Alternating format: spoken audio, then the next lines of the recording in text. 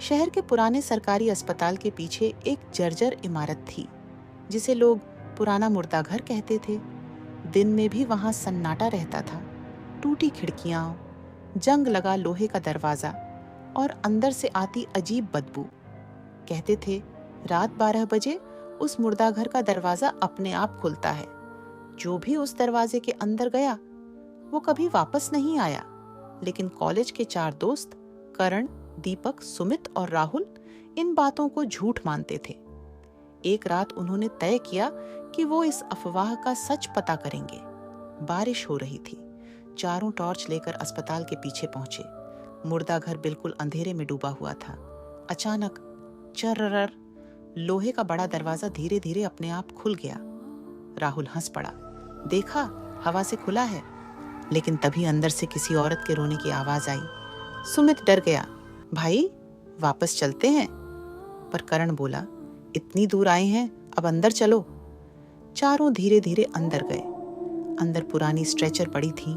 दीवारों पर सूखे खून के निशान थे। एक कोने में सफेद कपड़े से ढकी लाश रखी थी। दीपक ने मजाक में कपड़ा हटाया और चीख पड़ा। उस लाश की आंखें खुली हुई थीं और होंठ धीरे धीरे हिल रहे थे। दरवाजा बंद करो। चारों घबरा गए। तभी पीछे का लोहे का दरवाजा जोर से बंद हो गया।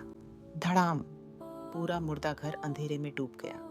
राहुल ने कांपते हुए टॉर्च जलाई, लेकिन अब वहां सिर्फ एक लाश नहीं थी। कमरे में कई लाशें खड़ी थीं। सबकी आंखें खुली हुई। सब धीरे धीरे उनकी तरफ बढ़ रही थी। सुमित रोने लगा, हमें जाने दो। तभी एक बूढ़ी औरत की आवाज गूंजी, जो अंदर आता है वो यहीं रह जाता है। अचानक करण को महसूस हुआ कि किसी ने उसका पैर पकड़ लिया है।